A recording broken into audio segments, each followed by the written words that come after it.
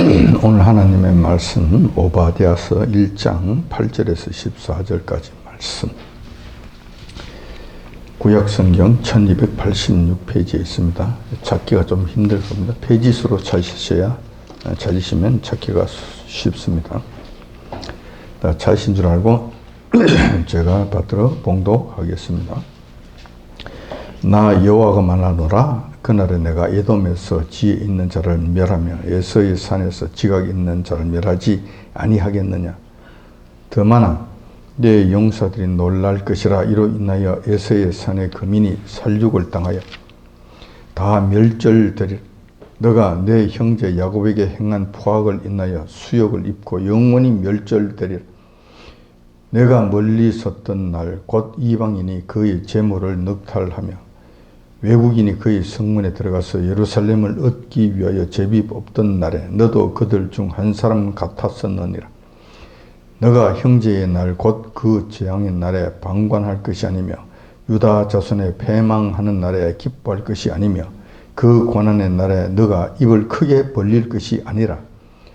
내 백성이 환난을 당하는 날에 너가 그 성문에 들어가지 않을 것이며 환난을 당하는 날에 너가 그 고난을 방관하지 않을 것이며 환난을 당하는 날에 너가 그 재물에 손을 대지 않을 것이며 사거리에 서서 그 도망하는 자를 막지 않을 것이며 고난의 날에 그 남은 자를 대적에게 붙이지 않을 것이니라. 아멘. 본문 말씀을 중심으로 해서 에돔 자손의 죄와 멸망이라는 제목으로 말씀을 나누고자 합니다. 오늘은 구약에서도 가장 작은 책인 오바댜서, 단 1장으로 되어 있는 오바댜서 21절로 구성되어 있는 이 오바댜 선지자의 말씀을 통해서 에돔이라는 나라가 어떻게 해서 멸망당하게 되었는지 한번 살펴봄으로써 교훈을 얻고자 합니다. 에돔 나라는 원래 조상이 여러분들이 잘 알고 계시는 바와 같이 에서입니다. 에서는 이삭의 맏아들입니다. 야곱의 쌍둥이 형제의 형이었죠. 따라서 에서와 야곱은 이삭의 대를 잇는 적통적자들입니다. 그의 할아버지는 아브라함이었지요. 그렇기 때문에 아브라함과 부친 이삭의 축복을 충분히 받아 누려야 하는 그런 자들이었습니다. 왜냐하면 적통적자들이었기 때문에 그런 것이죠. 법적으로 그것을 누릴 수 있는 건 자격이 된 자들이었다는 것입니다. 하지만 야곱의 후손은 지금의 이스라엘 자손의 조상이 되어서 풍성함을 누리고 있는 반면에 에서의 후손인 에돔 족속들은 지금 흔적도 없이 역사의 뒤안길로 사라져 버렸던 것입니다. 무엇이 이들로 하여금 이런 멸망을 가져오게 하였는가? 라는 것이죠. 오늘 다행히 오바댜서가 이에 대한 원인을 조목조목 가르쳐 주고 있습니다. 그러므로 오늘은 본문 말씀이 가르쳐 주시는 부분을 따라가면서 우리가 얻을 교훈을 생각해 보고자 하는 것입니다. 오늘 본문 말씀의 배경은 이러합니다. 남유다 말기 그 시대였던 것이죠. 오바댜 선지자가 활동하던 그 시대였습니다. 그 시대의 상황은 매우 고통스럽고 어수선하던 그런 때였지요. 남유다 말기였으니까 시드기야 왕이 아니면 여호야긴 왕 그 시대 그 시점쯤으로 보여집니다. 그때 바빌론의 느부갓네살 왕이라는 그 강대한 왕이 예루살렘을 치러온 그 시기였던 것 같습니다. 예루살렘과 남유다는 결국 바벨론의 느부갓네살 왕에 의해서 처절하게 멸망당하고 말게 되죠.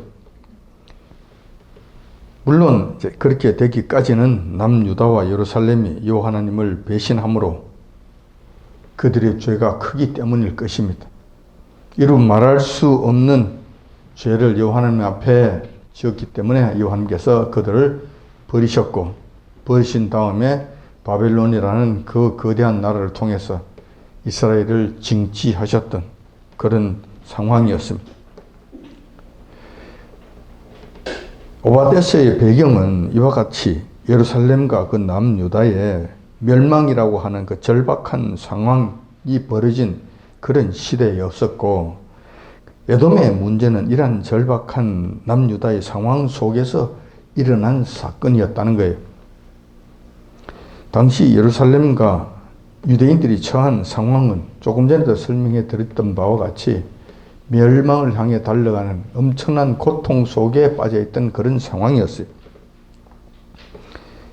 예루살렘은 저 막강한 바벨론의 느부갓네살 왕 공격 앞에서 속수무책이 되죠. 손 한 번 쓸 수가 없죠. 우왕좌왕하다가 비참하게 무너져 내리고 있었던 상황이었습니다. 느부갓네살 왕의 그 거대한 군사력 앞에 저항하면 저항할수록 그들의 고통은 더 심해졌던 것이죠. 당연히 남유다 백성들이 당하는 고통은 이루 말할 수가 없었습니다. 전쟁 중에서 상당수 예루살렘 거민들이 죽어갔고, 상당수의 백성들은 바벨론 군에 의해서 포로로 붙잡혀 갔으며, 일부 백성들이 겨우 바벨론의 칼날을 피해서 도망을 갔습니다. 시내 광야 방면으로 이제 도망을 간 것이죠. 이것은 유대인들의 일방적인 도주길이었어요. 도망가는 길이었다는 것이죠. 예루살렘에서 그 밑으로, 그 여리고 쪽으로 향해서 그 여리고 그 계곡을, 요단강 계곡을 통해서 저 사해 쪽으로, 그 광야 쪽으로, 그 다음에 그 여러 가지 굴들이 많이 있는 그런 지역으로 도망을 가게 되죠. 그곳엔 숨을 곳이 많기 때문에 그쪽으로 도망을 가는 일방적인 도주 길이었어요. 그러니까 이런 상황에서 에돔 나라가 여호와는 보시기에 정말로 가증스러운 그런 죄를 지었던 것입니다. 그 이런 말할 수 없는 악행을 저질렀다는 것이죠. 그 첫 번째 죄악상이 나옵니다. 요한께서 말씀하시는 그 죄악상이 나와요. 그것은 바로 약탈자가 되었다는 거예요. 자, 1장 11절에 보면 그 말씀이 나오죠. 조금 전에 봉독해 드린 말씀입니다. 다시 한번 보면은 이렇게 되어 있습니다. 너가 멀리 섰던 날 곧 이방인이 그의 재물을 넉탈하며 외국인이 그의 성문에 들어가서 예루살렘을 얻기 위하여 제비 뽑던 날에 너도 그들 중 한 사람 같았었느니라. 요한께서 이 말씀을 지적하시는 거예요. 이 말씀을 통해서 에돔의 죄를 지금 지적하시는 거예요. 자, 이 말씀은 이런 거예요. 바빌론 군대가 지금 예루살렘으로 쳐들어가서 그 땅과 성읍들을 유린하는 그때에 너 에돔은 멀리서 구경만 하였다. 구경만 해서 될 일이 아니죠. 형제간이니까 도와줄 수 있을 것은 도와주고 애통해하기라도 했어야지. 그런데 구경만 한 것만 가지고도 요 하나님께서 책망하실 만한 일인데, 구경만 한 것이 아니라 바벨론 군대가 예루살렘을 약탈할 때 그놈들도 그들과 한패가 되어서 약탈하는 일에 동참했다는 거예요. 적극적으로 참여했다는 것이죠. 예루살렘 성과 그 성전을 약탈하는 행위는 생각보다도 큰 범죄입니다. 왜냐하면 여호와 하나님 계시는 곳이었고 요한께서 특별히 지정하여 세우신 그 곳이잖아요. 그러니까 성전을 무너뜨리고 성전을 약탈하고 하는 것들은 여호와 하나님의 거룩성을 침범하는 것이기 때문에 이것은 여호와 하나님께서 굉장히 싫어하시는 일이고 생각보다도 큰 죄가 되는 거예요. 물론 바빌론이 쳐들어왔을 때에는 이스라엘 백성들이 예루살렘에 있는 그 제사장들과 그 종교인들이 여호와 하나님을 버리고 우상 숭배에 빠지고 범죄한 일이 너무 극심했기 때문에 여호와 하나님 영광이 예루살렘을 떠나버리십니다. 떠나버리시고 난 다음에 무너지는 역사가 일어나죠. 여호와 하나님께서 비록 그곳에 떠나 나오셨다 하더라도 여호와 하나님께서 계셨던 곳이잖아요. 그 곳을 어떤 이유든지 이유 여러를 망라하고 그것을 약탈하고 그것을 회파하고 그것을 능멸하는 이런 일들은 요한께서 결단코 기뻐하지 아니하신다. 아니하신다는 거예요. 요한께서 허락하시는 만큼만 해야 되는 거예요. 다시 말해서 요한께서 바벨론 하여금 그래 저 죄가 극심하니 너희들이 그들을 두들겨 패. 한 두 찰만 두들겨 패. 라고 요한께서 명하셨으면 그까지만 허용이 되는 거예요. 거기까지만 허용이 되는 거예요. 그런데 허용하지 아니하신 에돔이 거기에 기어들어와서 그 일에 참여한다. 요한께서 기뻐하지 아니하시죠. 요한께서 화를 내시죠. 뿐만 아니라 바벨론이라 하더라도 2찰만 때려 했는데 3찰, 4찰, 5찰 피가 나도록 그냥 뭉개버렸다. 지나치게 그냥 그를 채찍질을 해버렸다. 그러면 요한께서 또 야단을 치시는 거예요. 그 말씀이 예레미야서와 에스겔서의 그 말씀이 나옵니다. 내가 너희에게 조금만 때리라고 하였거늘 너희들이 가서 이스라엘 예루살렘을 조금만 때린 것이 아니라 완전히 걸반 죽도록 너희들이 두들겨 팼다. 그 죄가 크니 그 죄를 내가 너희에게 묻겠다라고 말씀하시는 장면이 나옵니다. 자, 이런 거예요. 그래서 이 부분을 보면은 우리가 이 교회에 관한 이 박해 문제도 우리 같이 생각해 볼 수 있는 것입니다. 교회가 범죄했을 때는 성령님께서 떠나버리십니다. 성령님께서 떠나버리신 이 교회는 더 이상 교회가 아니죠. 그냥 건물 덩어리, 시멘트 덩어리에 불과한 거예요. 그리고 요한님께서는 대적들을 부르셔서 그들을 치게 만드십니다. 야단치게 만드시는 것이죠.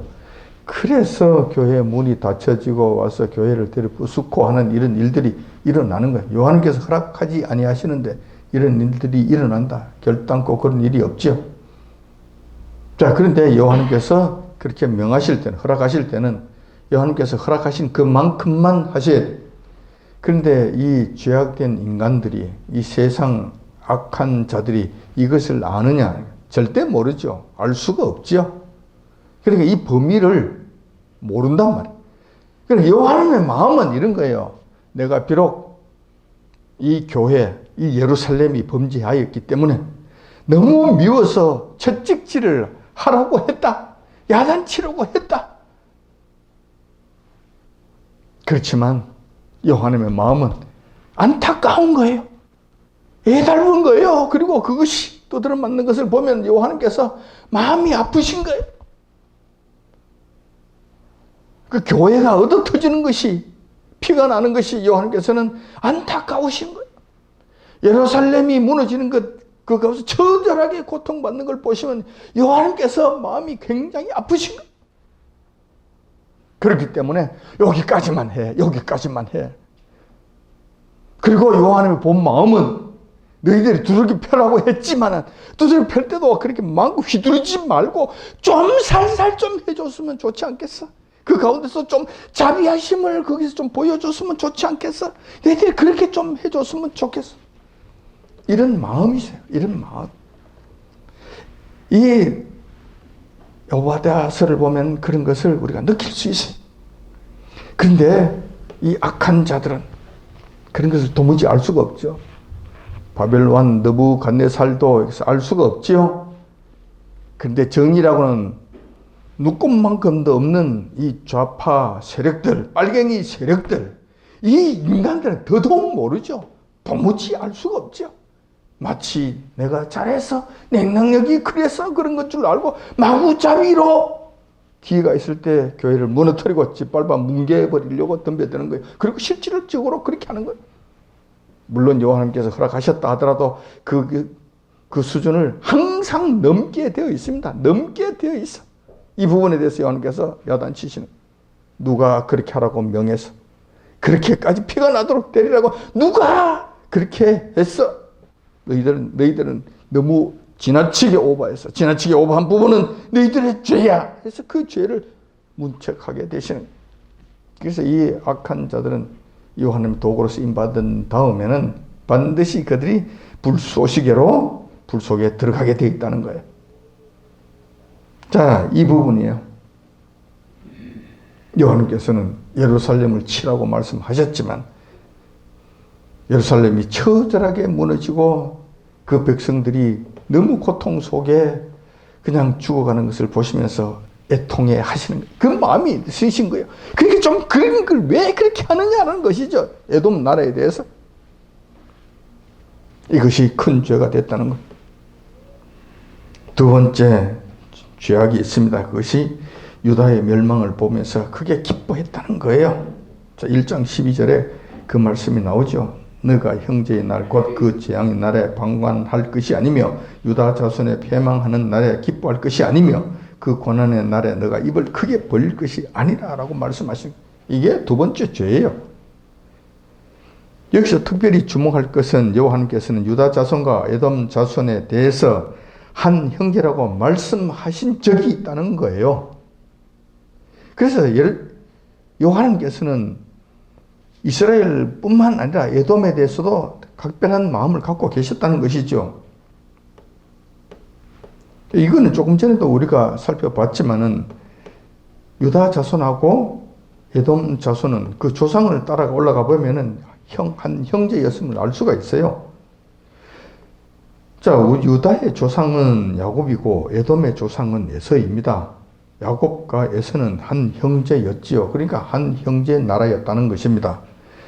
이 일로 인해 가지고 여호와 하나님께서는 출애굽한 이후에 이스라엘 백성들이 가나안 땅으로 들어가기 위해 행진할 때에 광야 길을 갈 때에 에돔이라는 나라를 거쳐가게 됐었잖아요. 그때 이스라엘 백성들이 에돔 나라를 좀 통과하겠다고 이야기를 하죠. 그랬더니만 에돔이 뭐라고 이야기합니까? 절대로 통과 못해. 절대로 못 지나가. 가면 죽는 줄 알아. 그러고 완강하게 버텼습니다. 자, 이러니까 이때 이스라엘 백성들이 그렇게 의견을 모으죠. 저놈들이 감히 겁대가리 없이 우리 가는 길을 이렇게 막네. 우리가 거기 가서 해꾸지 하겠다는 것도 아니고 통과는 통과려도 죽어. 거기 만약에 물을 마시게 될 거는 물값도 주고 짐승들이 지나가다가 무슨 곡식이나 풀을 먹게 되면은 그 값도 쳐주겠다고 우리가 신사협정을 했는데도 불구하고 저렇게 완강하게 버티니 저것들 완전히 혼을 내주고 갑시다. 죽여놓읍시다. 자, 이렇게 된 것이죠. 자, 그랬더니만 요한께서 뭐라고 말씀하십니까? 그렇게 하지 말라고 말씀하시죠. 그렇게 하지 말고 돌아서 가거라. 돌아서. 그 먼 길을 다시 돌아서 가라. 한 달이 되든 두 달이 되든 돌아서 가라고 말씀하시면서 그 이유가 뭐냐? 에돔 나라는 너희 형제 나라이기 때문에, 형제이기 때문에 전쟁하지 말라는 거예요. 싸우지 말라는 거예요. 그래서 막으셨던 거예요. 여호와께서는 이렇게 배려를 해 주신 것이죠. 그 말씀이 신명기 2장 8절에 나옵니다. 우리가 세일산에 거하는 우리 동족 에서의 자손을 떠나서 아라바를 지나며 엘라과 에션 게벨 곁으로 지나 행하고 돌이켜 모압 광야 길로 행진할 때에 이 말씀이 나옵니다. 직진하면 바로 모압 광야로 그냥 바로 모압 평야로 바로 들어갈 수 있을 것인데 이 막는 통에 에시온 게벨 또 엘라 뭐 아라바 이런 빙빙빙빙 돌아서 이렇게 갔다는 거예요. 자, 요한께서 이것을 이제 싸우지 말고 그렇게 고생스럽더라도 그렇게 하라고 그렇게 명령하셔서 이렇게 가신 거예요. 그리고 신명기 23장 7절에 요한께서는 이스라엘 백성들에게 또 이렇게 말씀하셨죠. 너는 에돔 사람을 미워하지 말라. 그는 너희 형제니라.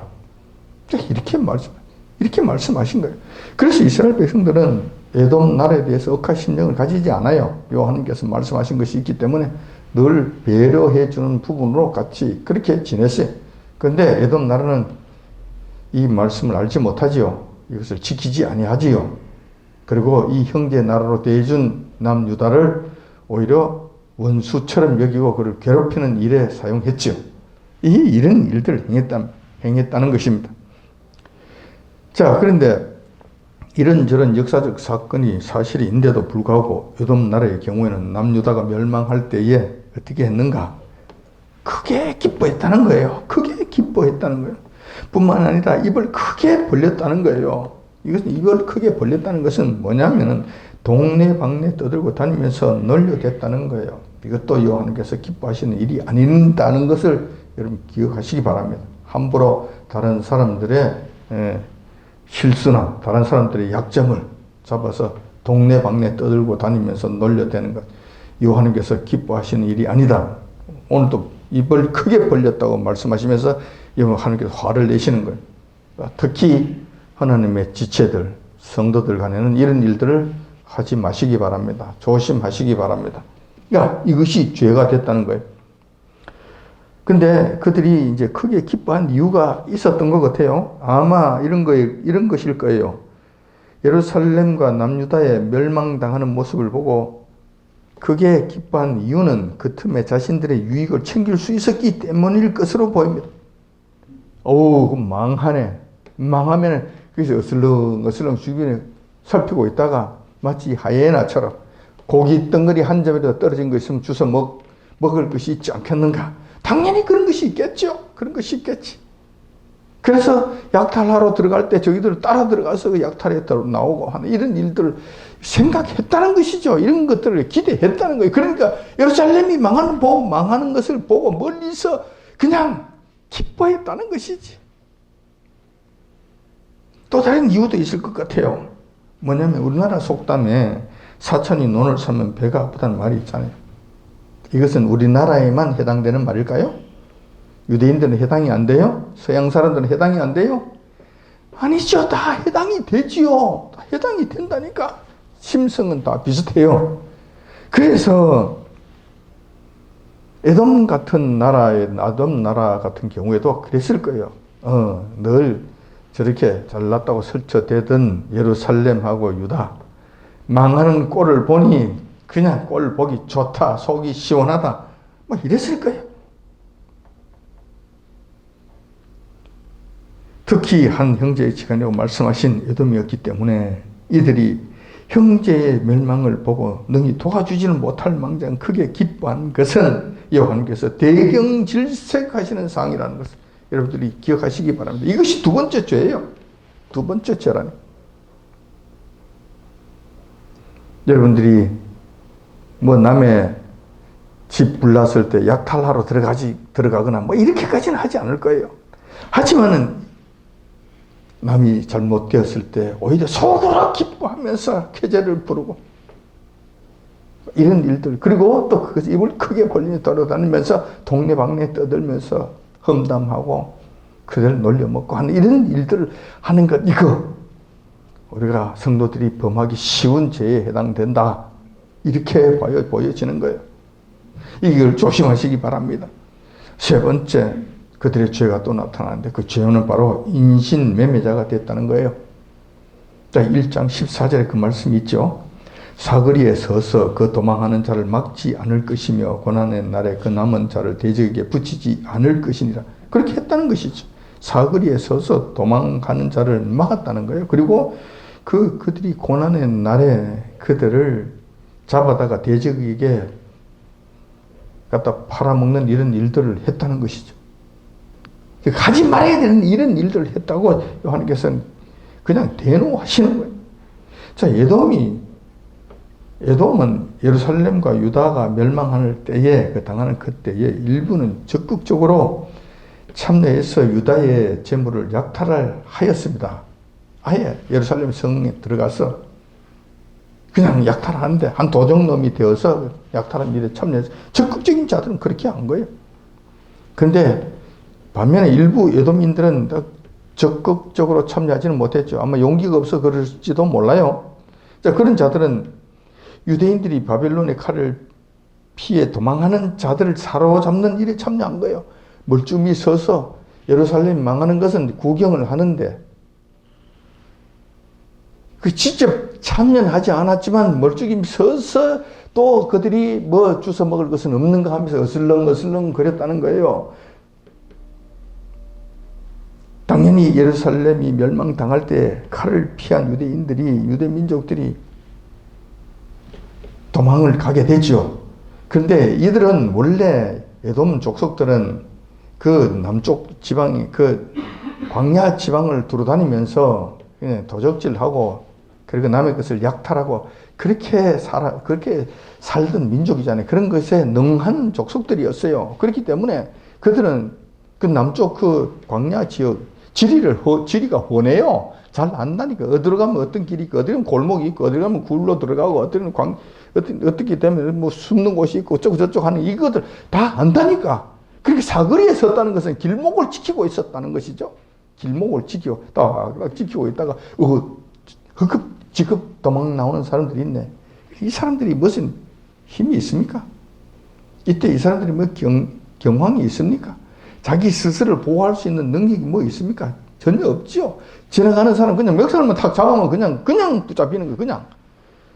그러니까 짐승들을 올무에 잡듯이 그냥 사냥하듯이 그냥 들이잡는 거예요. 그 길목에 딱 서 있다가 이런 일들을 했다는 거예요. 천신만고 끝에 공포에 질려서 천신만고 끝에 허겁지겁 도망 나오는 자들이잖아요. 한 형제인 그들이 도망 나오는 자들이잖아요. 근데 이 형제인 유다 백성들을 마치 짐승을 때려잡듯이 그렇게 사로잡았다는 거예요. 이런 일들을 행했다는 것이. 그런 다음에 그 사로잡은 유대인들을 끌고 와서 일부는 자기들의 노예로 삼았겠죠. 또 그렇지 않으면 나머지는 인근 나라의 노예로 팔아버리는 그 만행을 자행했다는 것입니다. 요한님께서는 이걸 정말 싫어하십니다. 아마 요한님께서 가장 싫어하시는 것, 첫 번째, 우상 섬기는 것. 두 번째, 사람을 잡아서 사람을 인신매매를 하거나 사람을 잡는 거나 이런 일들을 행하는 것. 요한님께서 정말 싫어하십니다.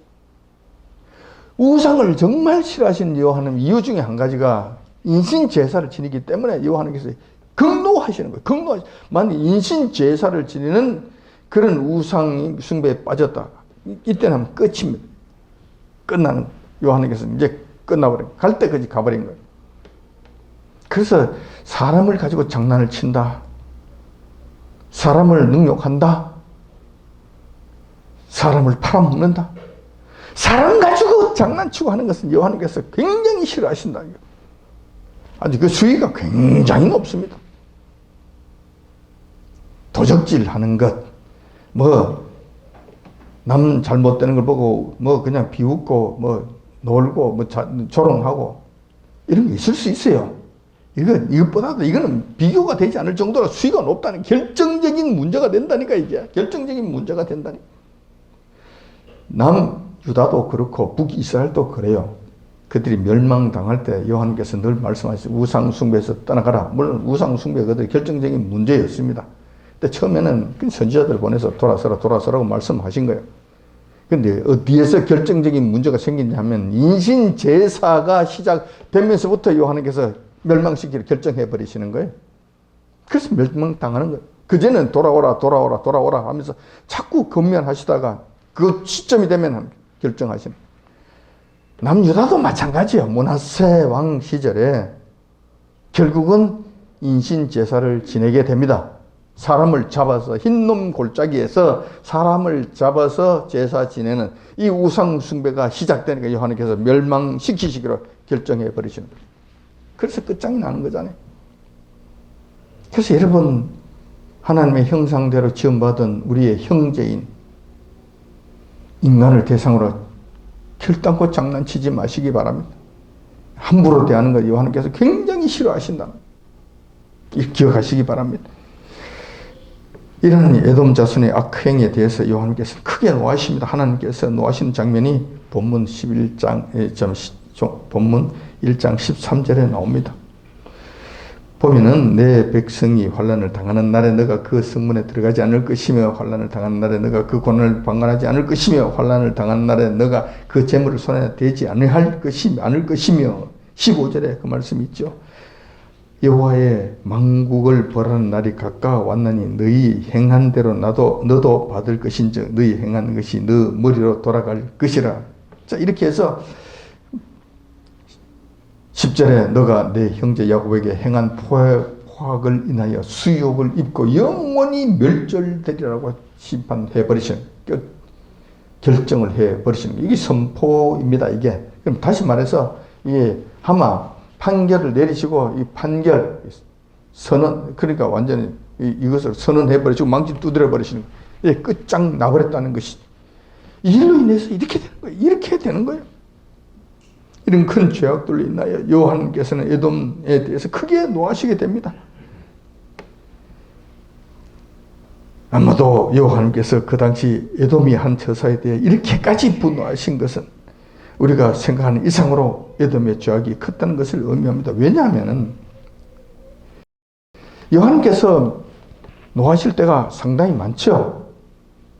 그런데 노하셔서 심판을 하실 때에 보시면은 민족 자체가 완전 멸절되는 이런 심판은 잘 없어요. 구약 성경을 이렇게 찾아봐도 잘 없어요. 물론 뭐 몇 군데 있긴 있지만은 이렇게 하시는 일은 웬만해서는 안 하신다니까. 웬만해서는.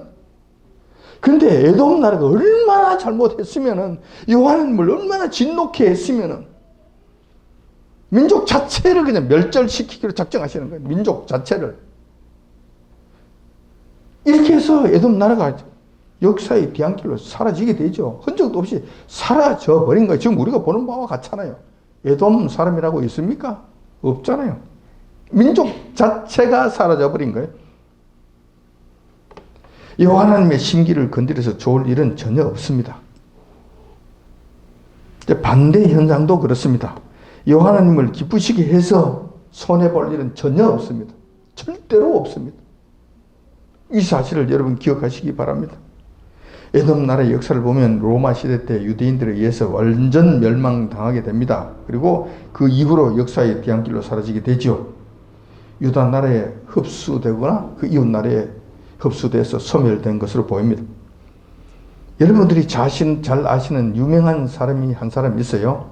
예수님 초림 당시에 있었던 유명한 사람이죠. 유다 나라를 다스리던 왕이 있었는데 그 헤롯 왕이 바로 이 에돔 출신 사람이었다는 거예요. 에돔 출신 정치인이었다라는 거예요. 마지막 에돔 나라의 흔적을 가진 자가 아니었나 생각이 돼요. 그리고 지금은 흔적도 없이 사라진 거예요. 우리는 오늘 오바댜서를 통해서 에돔 나라가 행한 죄악과 그에 따른 여호와 하나님의 심판하심을 살펴보았습니다. 이 역사적 사건을 통해서도 우리는 몇 가지 교훈을 얻을 수 있습니다. 첫 번째로 얻을 수 있는 교훈은 이유 여로를 막론하고 여호와 하나님께서는 악을 미워하신다는 사실입니다. 그 당시 상황을 보면 예루살렘과 유다는 여호와 하나님께 크게 범죄함으로 말미암아 하나님께서 바벨론이라고 하는 무시무시한 군대를 동원하여 징계하고 징벌하고 계셨던 그런 순간이었습니다. 다시 말해서 여호와 하나님께서는 예루살렘을 미워하셔서 회초리로 종아리에 피가 나도록 내치고 계셨던 것입니다. 그럼에도 불구하고 에돔이 나타나서 예루살렘을 부당하게 괴롭히는 것은 여호와께서 아주 불쾌하게 여기셨다는 거예요. 아주 싫어하셨다는 거예요. 아마도 여호와께서 에돔 나라에게 원하셨던 것은 비록 예루살렘이 여호와 하나님의 진노 가운데 있었지만 그 유대인들을 도와주고 숨겨주고 상처를 싸매어주는 선행하는 일들이 아니었나. 선행을 원하셨다는 것입니다. 그 부분이 나오잖아요. 그 부분이 13절에 그 말씀이 나오잖아요. 내 백성이 환난을 당하는 날, 내 백성은 예루살렘 유다 백성들이죠. 그런데 너가 그 성문에 들어가지 않을 것이며 환난을 당하는 날에 너가 고난을 방관하지 않을 것이며 환난을 당한 날에 너가 그 짐을 손을 대야지. 이런 것들이잖아요. 이런 것들. 고난을 당하는 것들, 그때에 방관하지 않은 것이잖아요. 그러니까 그 좀 도와주면 안 돼서? 너 형제가 아니잖아요. 근데 도와주지는 못할 망정 너희들이 그를 오히려 괴롭히고 두드려 패고 인신매매까지 했어. 그래서 요한께서 그렇게 화를 내신다는 것이죠. 요한께서 이런 마음은 로마서 12장 20절에도 그런 마음을 나타내 놓으셨어요. 로마서 12장 20절에 보면은 내 원수가 줄이거든 먹이고 목마르거든 마시거라. 그리함으로 너가 그 숯불을 그 머리에 쌓아 놓으리라고 말씀하신 거예요. 원수라 하더라도 줄이면은 먹여줘야 돼요. 목이 말라 하면 마시게 해줘야 된다는 거예요. 그렇게 하라는 거예요. 요한께서 원수라고 해도 그렇게 하라는 거예요. 하물며 형제 나라인 이스라엘을, 유다를 그렇게 해? 그렇게 대하느냐고. 이런 모습이 바로 여호와 하나님의 마음이십니다. 마치 요한께서 징계하시니 우리도 덩달아 같이 유대인들을 두들겨 패는 일에 참여해서 여호와 하나님의 일을 도우자. 자, 이렇게 말한다면 이거는 크게 실수하는 것이죠. 크게 악한 일에 참여하는 것이 되겠죠. 에돔과 같은 큰 화를 당하게 됩니다. 우리는 가끔씩 이런 말을 하는 것을 듣게 됩니다. 저도 이런 이야기를 들은 적이 있습니다. 좀 세월이 지났지만 그래도 저명한 목사님이 설교하는 가운데서 그런 이야기를 하더라고요. 그때 내가 상당히 깊이 있게 내가 받아들였던 거, 내게 인상이 깊었던 것 같아요. 아직도 기억이 나는 거예요. 요한께서 징계하시는 집사님이 계신다. 그래서 그가 지금 요한의 범죄함으로 말미암아 경제적으로 요한께서 치셔서 그 굉장히 고통 가운데 어려운 가운데서 헤매고 있다. 그럴 때는 그가 불쌍하다고 어렵다고 도와주지 마라. 도와주면은 요한의 일을 방해하는 것이다. 그리고 요한께서 주시고자 할 만큼 그 고난이 그 가운데 차야 되는데 그 고난을 더 차게 만들기 때문에 그 사람의 고난을 연장시키는 것이다. 그렇게 도와주는 것은 하나님의 뜻이 아니다 하면 안 됐다고 그런단 말이에요. 그렇게 했단 말이에요. 그래서 그것이 정말 그런가? 긴가민가 했어요. 긴가민가 했어요. 근데 오늘 말씀을 보니까 그게 아니야. 그렇게 하는 것이 아니야. 그렇게 하는 것이야. 요한께서는 그런 자들을 보면 도와주는 것을 요한께서는 원하신다. 비록 요한께서 얻어터져서 종아리가 피가 난다면 싸매어 주는 것이 옳다. 싸매어 주는 것이 옳다는 요한께서는 그것을 기뻐하신다는 거예요. 이 사실을 기억하시기 바랍니다. 두 번째 비겁한 행동은 요한께서 매우 혐오하신다는 사실. 비겁한 거 별로 중요하지 않게 생각하는 것 같아요. 성도들은 이거는 그냥 자비하고 뭐 관대하고 관용하고 뭐 사랑이라고 이런 말로 그냥 얼버무리고 대충 끝내버리는 이런 경향이 있는 것 같아요. 근데 비겁한 거 이거 안 됩니다. 요한께서 아주 싫어하신다니까. 오늘도 보세요. 지금 예루살렘이 처한 상황은 바벨론이라고 하는 무시무시한 군대에 의해서 완전 초죽음이 된 상황 아니었습니까? 아무런 힘도 쓸 수 없는 그런 상황이었어요. 자, 이런 때를 이용해서 예루살렘을 약탈하고 인신매매까지 자행했다. 이것은 지극히 비겁한 행동이죠. 힘이 있을 때 정당하게 싸워서 자기 가질 것은 가지고 빼앗아 갈 때 정당하게 싸워서 다시 탈취하거나 오히려 그들까지 적진까지 쳐들어가서 그들에 있는 것을 다시 가지고 오는 것. 여기까지는 요한께서 별로 말씀 안 하시는 것 같아요. 다윗이 그렇게 했죠. 먼저 쳐들어가는 일 없습니다. 가만히 있는데 변방에 있는 연약한 그런 유대인들을 쳐들어와서 아말렉 족속들이 쳐들어와서 뺏어가지 않아요. 뺏어가잖아요. 그러면 이따가 그냥 멀리 좀 있었죠. 그 소식을 들으면 다윗이 그냥 쳐들어가잖아요. 그 아말렉 족속, 그 약탈해 간 그 족속을 쳐들어가잖아요. 가서 그들이 약탈해 갔던 거 다시 회수하죠. 그뿐만 아니라 아말렉 족속의 적진까지 쳐들어가요. 쳐들어가서 그곳에 있는 거 초토화 다시 거기에 있는 거 몽땅 전부 다 가지고 옵니다. 다 가지고 와서 이스라엘 백성들에게 나눠줘요. 유대인들이 다 나눠준다니까. 나눠줘버린다니까. 근데 여기에 대해서 요한께서 너 왜 남의 것을 그렇게 약탈해 왔어? 이렇게 말씀하지 아니하세요. 요한께서 가만 놔두셔요. 가만 계신다니. 자, 이것은 비겁한 행동이 아니죠. 그런데 지금 에돔이 하는 행동은 이건 지극히 비겁한 행동이에요. 전혀 힘을 쓰지 못하는 도움을 받아야 되는 그들에게 오히려 악행을 자행한다. 그러니까 집도 절도 없이 떠돌아다니는 그 고아와 같은 이런 어린이들을 서울역 같은 데서 붙잡아다가 앵벌이를 시키고 두드려 패고 이런 일들을 행한다. 하나님께서 극히 싫어하시는 일을 하는 거예요.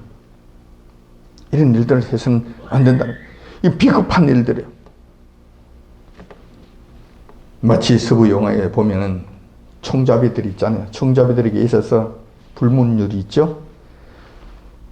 보는 앞에서 같이 이야기를 한 다음에 같이 경고를 한데, 자, 같이 정당하게 총 뽑아. 그렇게 진짜 결투한다라는 것을 확실히 고지한 다음에 정당하게 총을 뽑아서 쏘는 거예요. 이거예요. 이게 불문율이에요. 만약에 이걸 하지 않았다, 그럼 다른 사람이 이것을 어겼다, 다른 사람이 그 사람을 쏴 죽여버리는 거예요. 이게 불문율이에요. 그런데 어떤 비겁한 자들은 그가 총을 쏘려고 하는 것이 아니라 등을 돌리고 가는데 등에 대놓고 총을 쏘는 거예요. 이게 비겁한 일의 대명사죠. 서부 영화에 보면 이것이 나오는데, 그러한 자는 확실히 응징하는 대목들이 많이 나오죠. 하나님께서 이것은 정말 싫어하신다는 거예요. 기억하시기 바랍니다. 세 번째, 우리가 얻을 수 있는 교훈이 있습니다. 이웃이 망하는 것을 기뻐하는 것도 큰 죄가 된다는 사실입니다. 우리 조금 전에 살펴봤잖아요. 우리는 대부분 신앙생활만 잘하면 되지, 남이 잘 되는 것을 시기하거나 잘못되는 것을 내심 즐거워하는 일에 대해서는 무감각합니다. 그리고 비교적 관대해요. 그럴 수도 있는 것이지, 저 사람 원래 다니면서 좀 그래. 그리고 내 마음이 그래 했는데 대해서는 그럴 수도 있지, 신앙생활 잘하면 되지, 이거 별개로 생각하는 경우가 있습니다. 근데 절대 그렇지 않다는 거예요. 하나님께서는 이웃이 힘들어하면 같이 힘들어하고, 이웃이 잘되면 진정으로 같이 기뻐해 주는 것을 좋아하십니다. 이 부분이 우리 믿는 성도들이 쉽게 범하는 오류입니다. 유념해야 될 것입니다. 유념해야 될 것입니다. 만약에 그렇게 되지 못할 때 회개하십시오. 스스로 반성하십시오. 하나님, 내 마음이 왜 이렇습니까? 하나님, 내 마음이 왜 이래? 왜 이렇습니까? 이 마음 좀 고쳐주옵소서. 왜 그들이 잘 됐을 때 진정으로 기뻐하지 못합니까? 내 마음을 고쳐주옵소서. 이 더러운 마음을 새롭게 해주옵소서. 이렇게 하시라고. 이렇게라도 하면서 지나가야 된다는 것입니다. 오늘은 본 말씀을 통해 이러한 교훈들을 배우고 받아들이기를 바랍니다. 에돔과 같은 하나님의 크신 징계에 빠져드는 일이 없기를 바랍니다. 일평생 이런 일들은 일어나지 않기를 소원합니다. 오히려 어려운 자들, 비록 하나님 징계 속에서라도, 징계 속에서 어찌할 바를 모르는 자라 하더라도 그들을 잘 돌봐줌으로써 하나님의 기쁨이 되는 저와 여러분들이 다 되시길 여침 주님의 이름으로 축원드립니다. 아멘. 기도.